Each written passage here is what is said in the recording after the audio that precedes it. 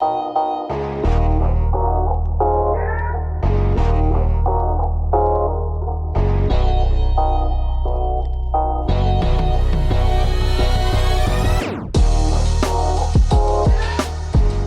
want to welcome you today to Revive Talk, a ministry of Revive Church in Stuart, Florida. We're so glad you joined us today. I have lived in several different places in the U.S. I've lived in Texas, I've lived in Georgia, I've lived in Michigan, I've lived in Florida. And one of the things that is true and unique about Florida is there is a larger homeless population than there is. Now, obviously, that would be a weather-related thing, and yet there's a ministry there. And today, as our guest, we have Love and Hope in Action, maybe LAHIA for short. That is a ministry in Martin County that we want you to be aware of. So today we have Brenda and Yvette with us from LAHIA. Thank you so much for joining us today. Thank you for having us. Why don't you tell me, start with Brenda, a little bit about what is the mission of LAHIA? Well, the mission of LAHIA, I'll read the statement.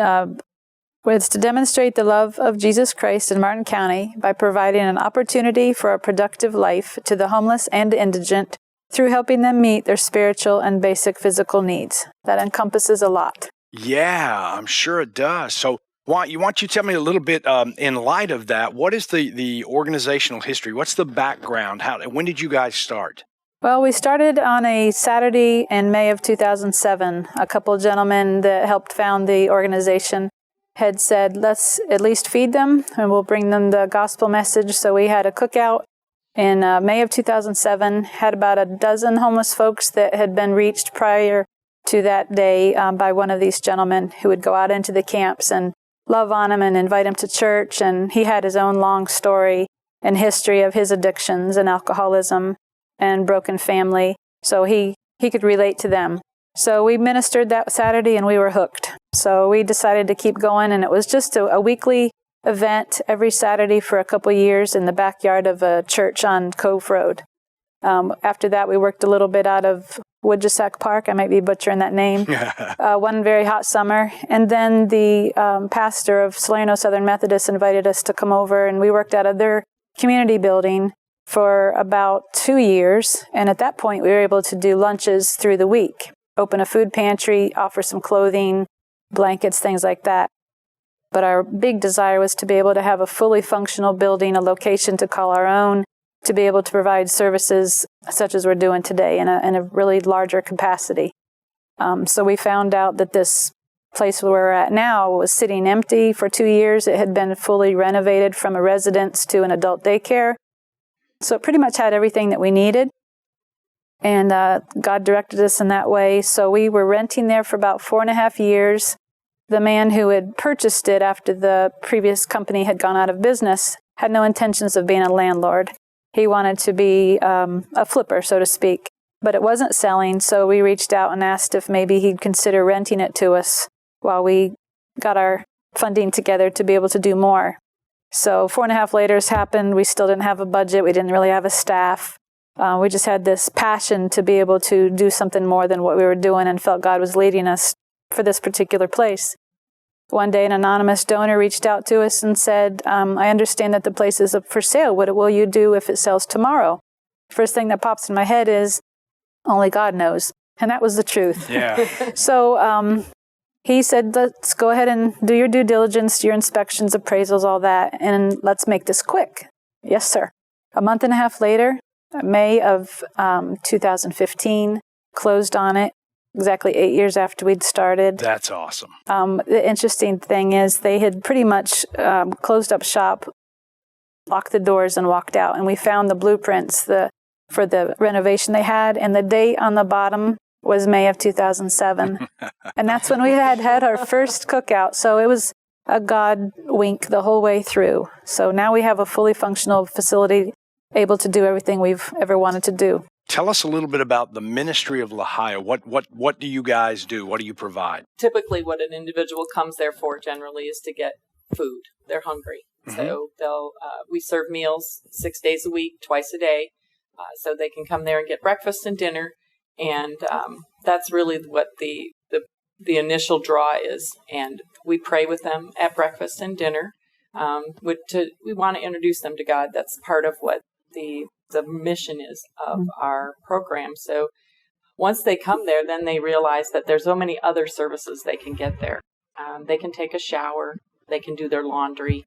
They can get help with all kinds of social services as needed. We can connect them to Social Security. If they don't have that income, we can help them to get Social Security. We can help them get food stamps.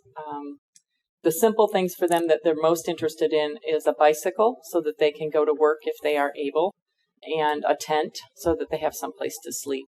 We provide sleeping bags and backpacks, hygiene kits, anything that would help make their life a little bit easier out in the woods. So, but they're just so grateful when they do realize that there's more than just food there. It's also the camaraderie for them. They can come there and socialize with others who are going through the similar situation. With client services, which is what I handle, they are able to get an ID if they need it. They can get a driver's license. They can get a birth certificate. So many of them have struggled without an ID because that's the only way they can get work. And they don't have it because they don't have a birth certificate. Florida is very rigid about the fact you have to provide a birth certificate in order to get identification. Yeah. So if you're from Washington or Hawaii, getting an ID just seems insurmountable to somebody if that's where they were born. I understand that you also have some counseling available in this. How would that work? So we have a lady who is a Christian counselor. She's working on her PhD, but she's been offering her time for free to our folks that need to have someone to talk to with emotional care and addictions and different things that are weighing them down. So she's been coming to us for a couple of years now. Even though COVID has changed the way that we're able to provide services, she's meeting with them through Zoom meetings online. So we have an area that's private that they can go in and spill their guts and, get the help that they need, and they keep coming back. So she's able to really minister to them. It's been a big help. We also have, when we're not under the COVID restrictions that have changed the way we do business and how we minister to people, we would have a Saturday gospel service every single Saturday at noon, and then have our big meal of the day at 1. Then we close a little early. But we had local churches coming in, pastors and laymen and missionaries who would be on a rotating basis of speaking to the folks and bringing them the word and some music, which they love. We would do Bible studies 3 nights a week. We're going on after dinner. And then, of course, we're still praying before each meal.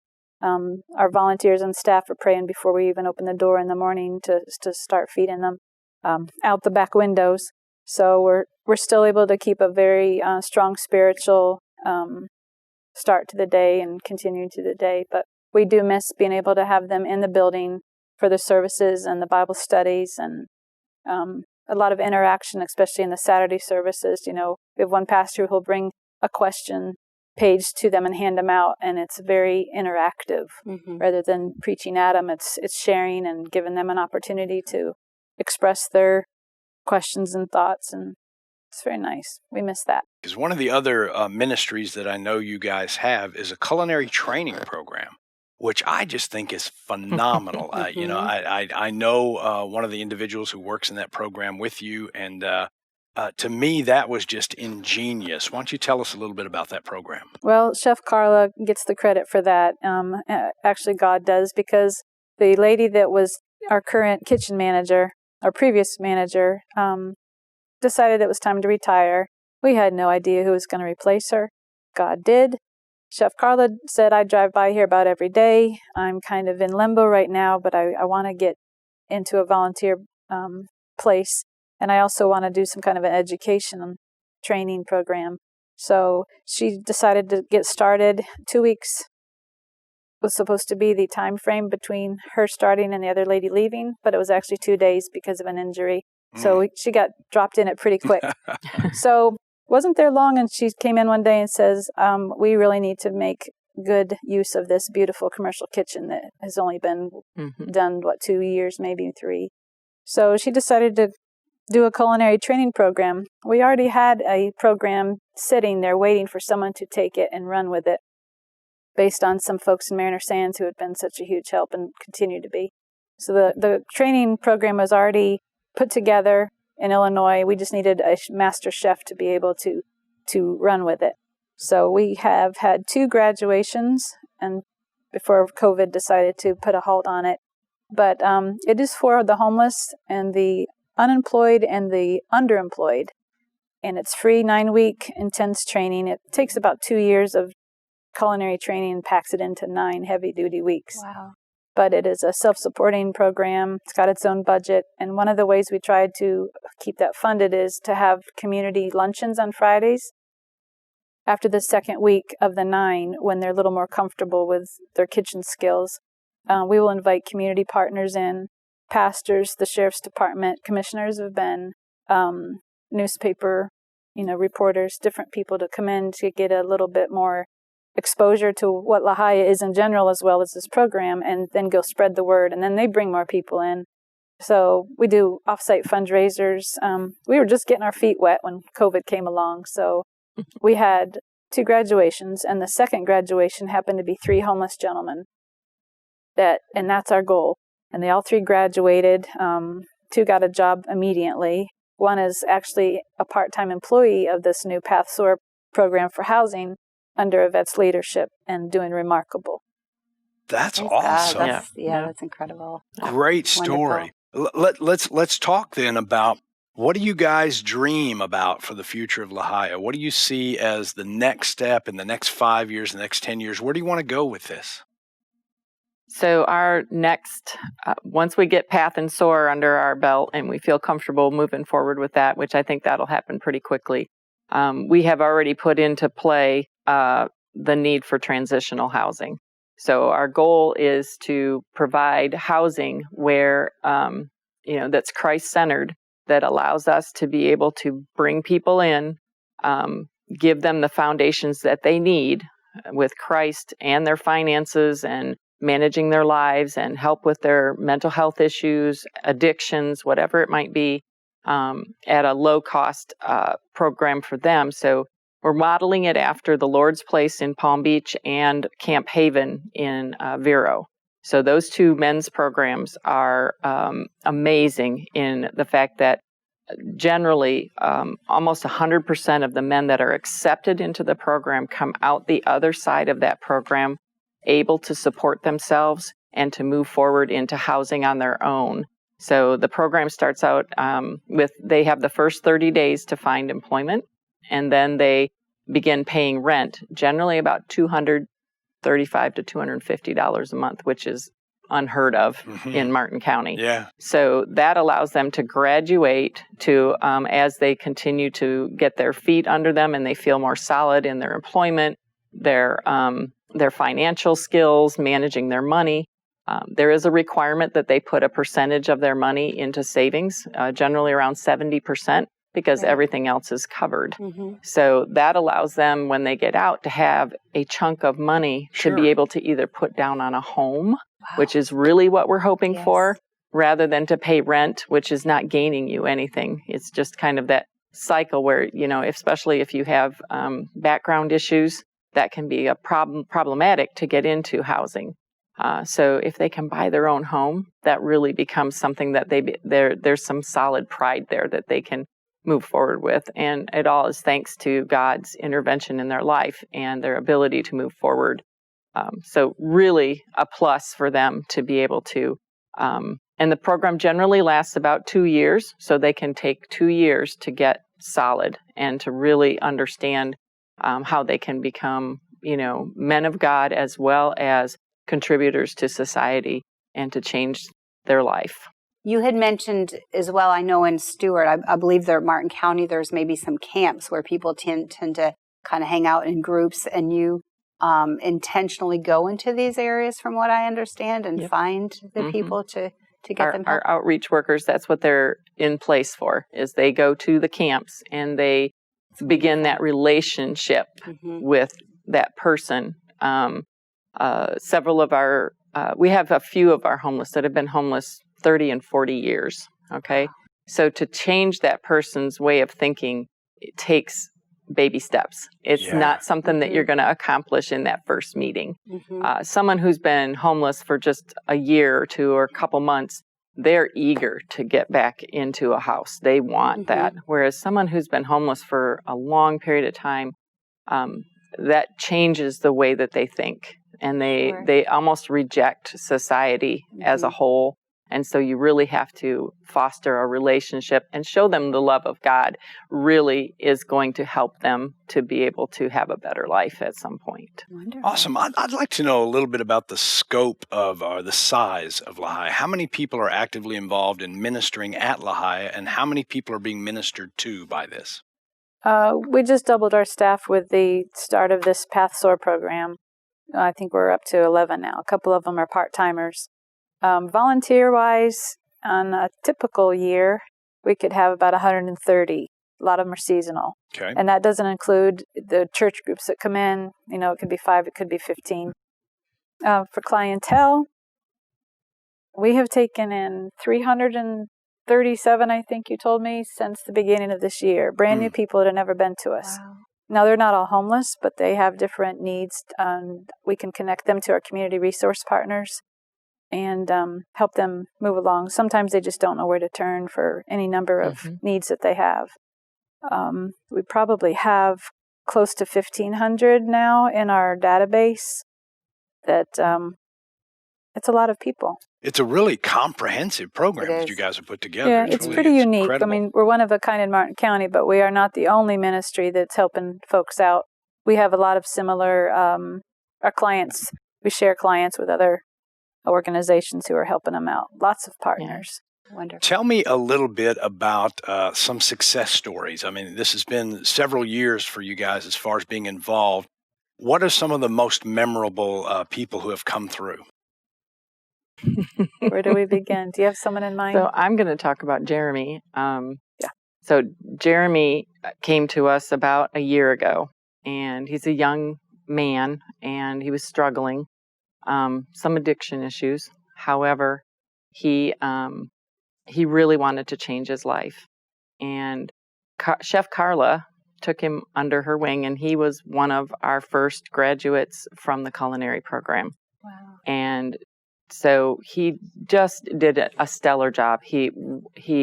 Carla could not brag about him enough because he really just took to it like, a fish to water. He really loved the cooking, the prep, everything about it. He was just amazing.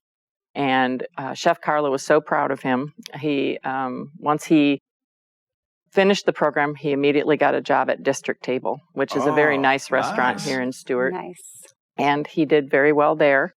But I think God had bigger plans for him.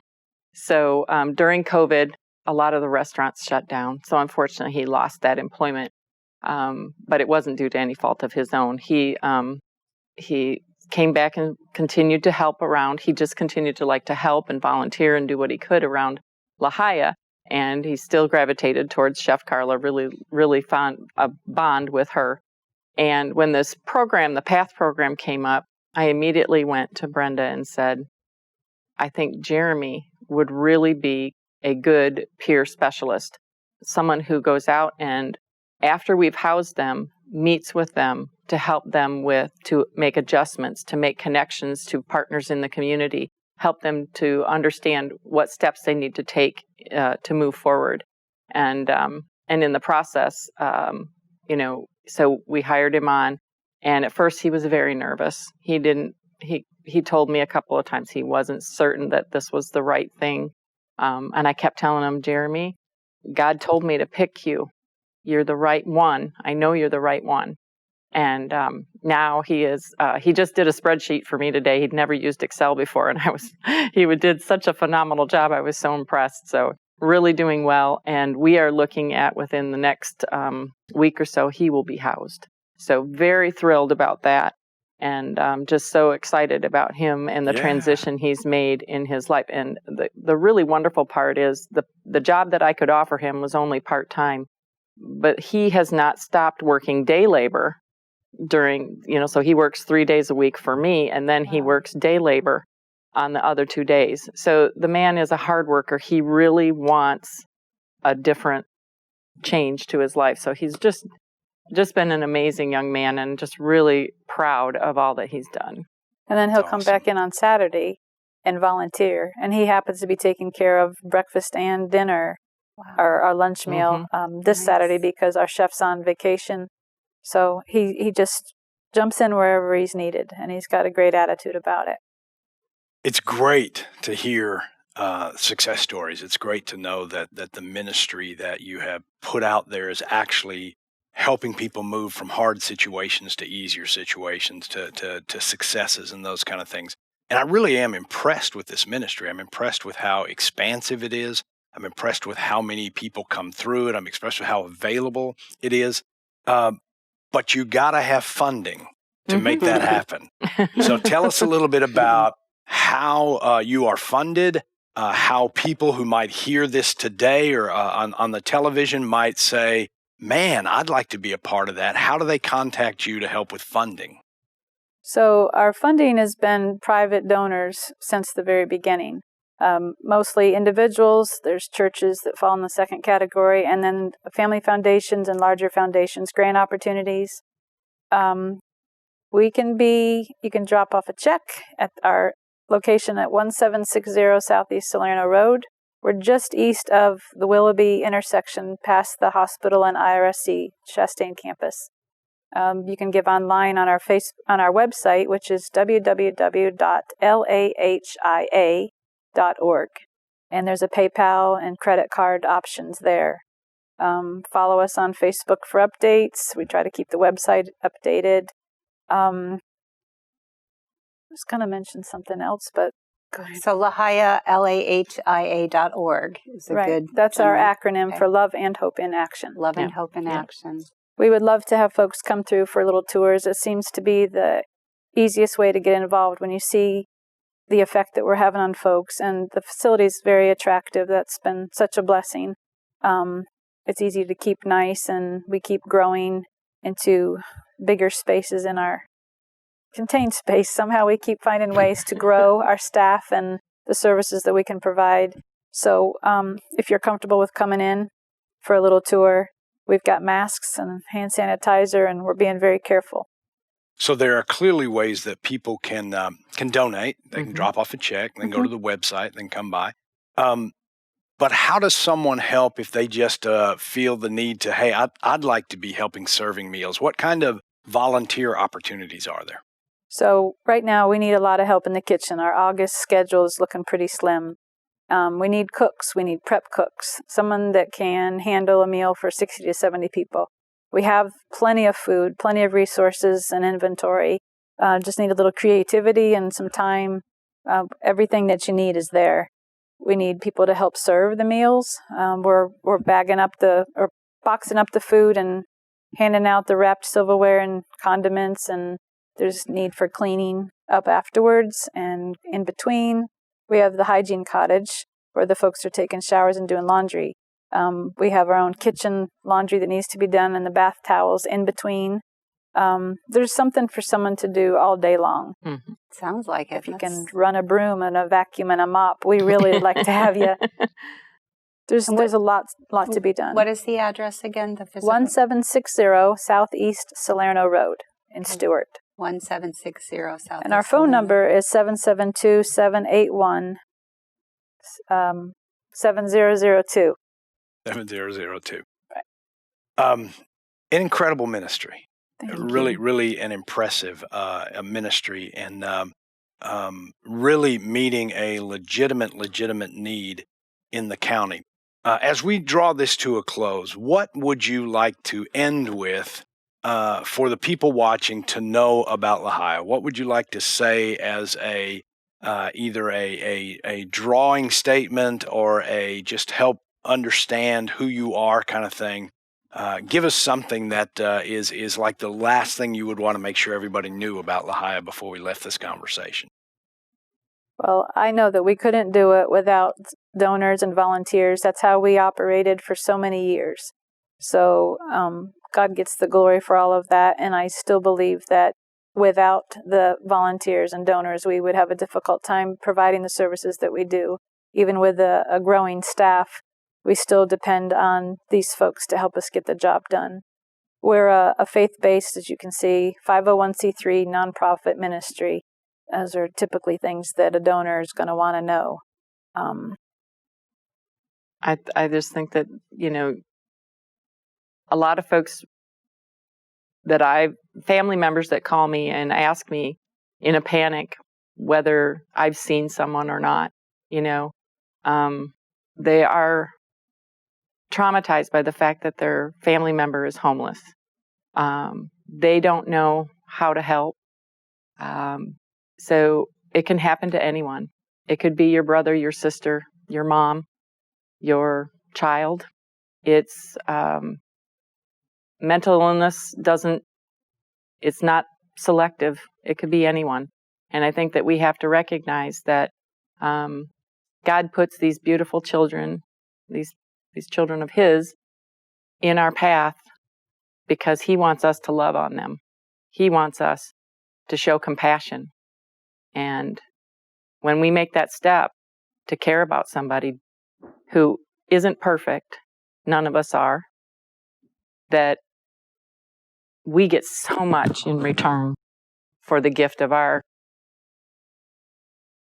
connection with that person. It's beautiful. Brendan, Yvette, thank you so much for being here today. Thank you. Love and Hope in Action in Stuart, Florida. Listen, meals every day, training, job training, help with housing, help with ID, help with shelter, a ministry that is truly productive, truly active, and an opportunity for you to get involved in not only volunteering to help those who need a temporary help, if you will, but also an opportunity for you to donate so this ministry can grow and continue. Check them out, LAHIA, LAHIA.org. Be a part of this. It is a substantial good ministry. Thank you so much for joining us today on Revive Talk. God bless. Have a good day.